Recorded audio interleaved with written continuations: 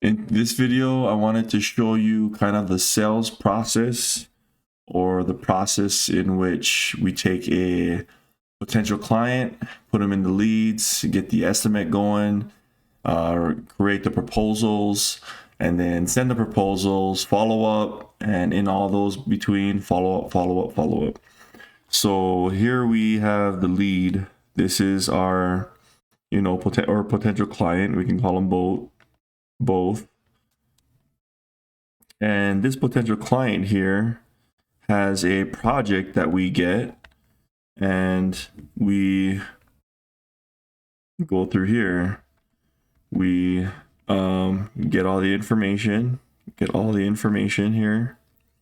We get their contact information, we get their plans, we get their phone number, email, everything we need in order to get to start getting the estimate. And then we put it in contractor foreman. In CF could be contractor foreman. Then in CF, we have the estimate. That's where we start drawing down the estimates. And within this estimate, we have, we're calling contractors. We are emailing them. We are asking the owners for clarification. We're sending RFIs. RFI means request for information. So in contractor foreman, there's a spot for RFIs, and then we can link it to that estimate or project that we trying to bid on. So there's many more things that we're doing here in the estimating phase. And in this phase too, we're figuring out, is this worth it? Is this worth it? Do we have a relationship with this client already? Can we build a relationship with this client? So everything stems down to the relationship. Do we want to build a relationship with this client? So going back to the sales process, then we have the proposal.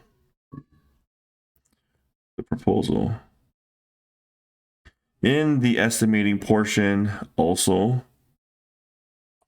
we are gathering bids.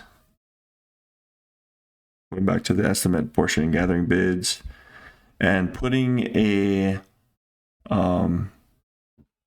overall number together. And there's going to be more training in the estimate portion as well. How we're going to be estimating, why we're going to be estimating, where, everything you need to know about estimating. There's going to be a bunch of trainings for that as well. So then we gather all this information, we organize the data, we organize it, and then we create this beautiful looking proposal here. We create a proposal. The proposal basically will state, who we are, what we've done. We will also, it'll talk about the project, what to expect, and then some numbers, the cost of the project and everything, and then some contract verbiage as well. So once the proposal is done, it'll either go two ways. We can either follow up. We'll follow up. Let's call it after the third day, on the third day. We'll email them. We'll send them a phone call and ask, hey, what did you think of our proposal? We like working with you. We would love the opportunity to work with you. And, we're going to develop those sales scripts as well. So we'll follow up after the proposal, and then the outcome can be either yes or no. So these are basically our outcomes after we follow up. Follow up on the third day. Sometimes it may, hey, we're actually waiting to get funding, so we'll just put it on hold. We can put it on hold on contractor foreman. If it is a yes, and within the estimate too, what we'll also do is build a schedule, a tentative schedule. And when we're building the schedule in the estimate, we want to make sure, hey, it'll take us longer than what we think our guys can knock it out for. So that's kind of going through the whole sales cycle. If it is a yes, then we send subcontract agreements out to our contractors, and then we gather, if we haven't already, all information on the contractor, and then we work scheduling with them as well. If it is a no, the nice thing about it is we will know numbers for future proposals and estimates. We will learn what we can do better, and we can know, hey, what can we improve on? We'll learn. We'll have different. We'll start building a cost item sheet. That way, when we go back to